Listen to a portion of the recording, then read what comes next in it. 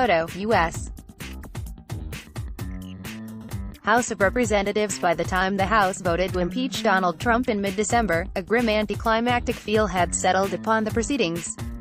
Senate Republicans, unimpressed by hundreds of pages of testimony and documents establishing the president's scheme to extort Ukraine to smear his domestic opponents, would dispatch the articles of impeachment quickly and, as these things go, quietly.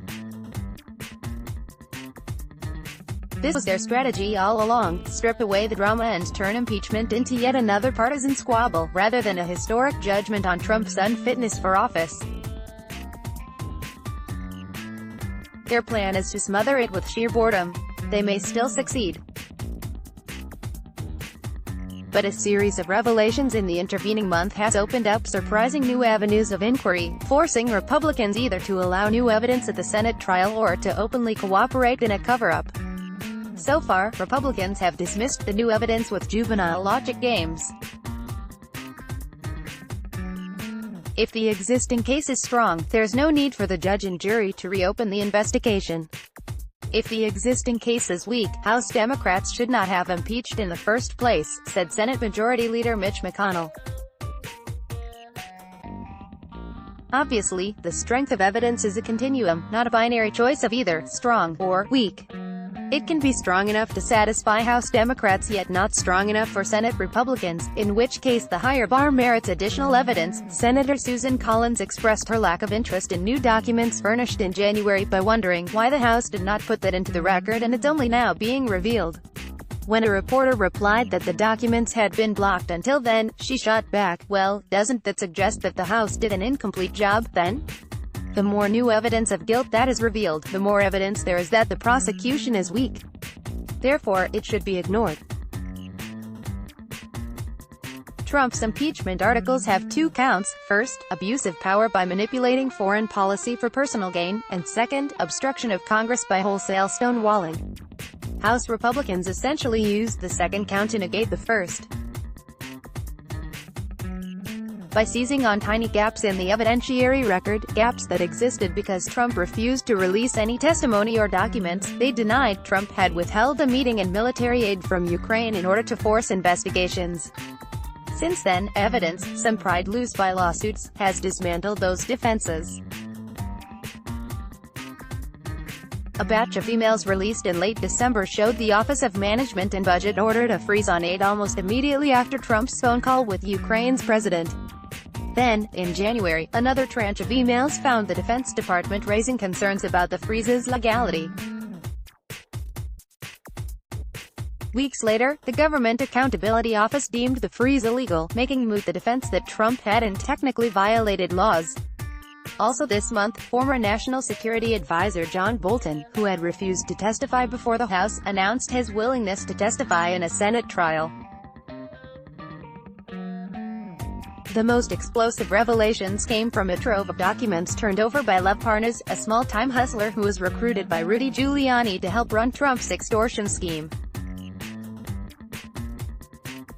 Parnas's documents, thousands of pages of texts, WhatsApp messages, notes, and letters, widen the scope of suspected misconduct in Ukraine.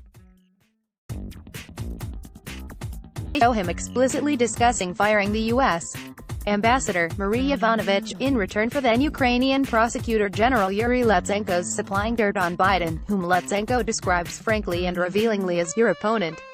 The texts also introduce another participant in the scheme, Robert Hyde, a former Marine, whose texts with Parnas indicated he was surveilling Yovanovitch, "this bitch," he called her in one, and hinted at plans to threaten or commit violence.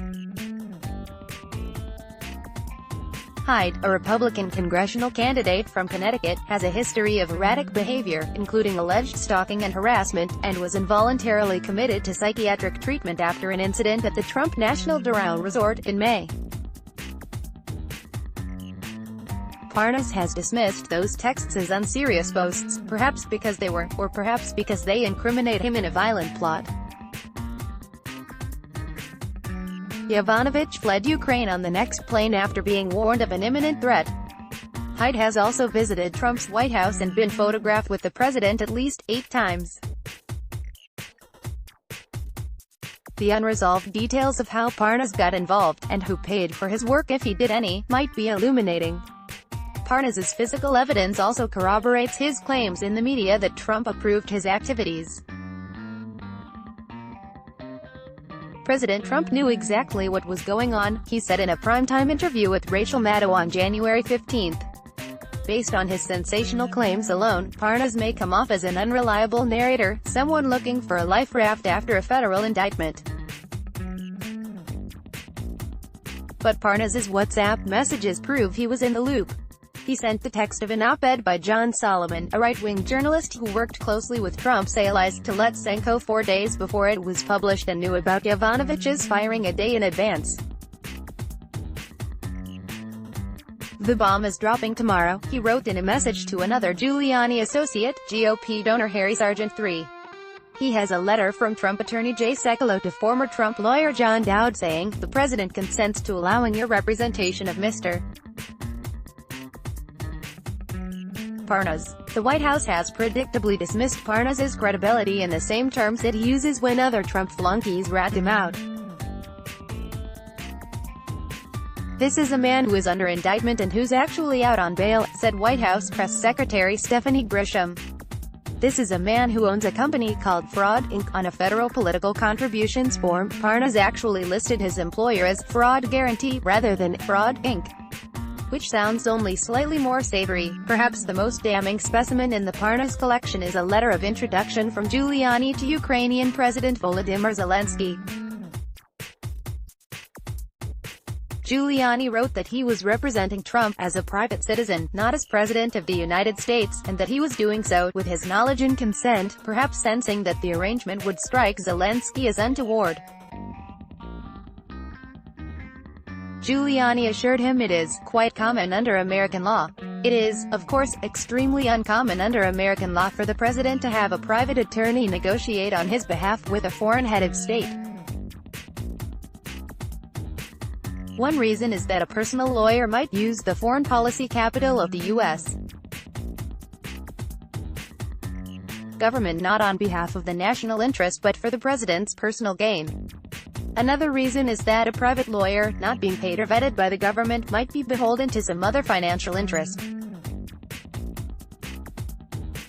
Giuliani represented Trump for free, but was paid $500,000 by Parnas' company. In turn, Parnas received $1 million from Dmytro Firtash, a Ukrainian oligarch closely linked to Vladimir Putin and the Russian mob. At one point during the Watergate scandal, President Nixon discussed funneling hush money to the burglars. White House counsel John Dean cautioned him, "People around here are not pros at this sort of thing. This is the sort of thing mafia people can do, washing money, getting clean money, and things like that. We are not criminals and not used to dealing in that business." Trump is not so encumbered. His career was spent working with New York mobsters, bringing in mobbed-up figures like Michael Cohen and Felix Sater and relying on money launderers for cash. The Republican Party's boredom strategy requires its members to maintain an aggressive, almost fanatical lack of curiosity about the growing roster of goons surrounding the president and a money trail that leads to Moscow. There have always been plenty of lowlifes hanging around Trump. His hangers-on seem to absorb his character. One thing the impeachment trial will measure is the degree to which this process has taken hold of the entire Republican Party. *. This article appears in the January 20, 2020, issue of New York Magazine. Subscribe now. Get the latest from Jonathan Chait in your inbox. Analysis and commentary on the latest political news from New York columnist Jonathan Chait.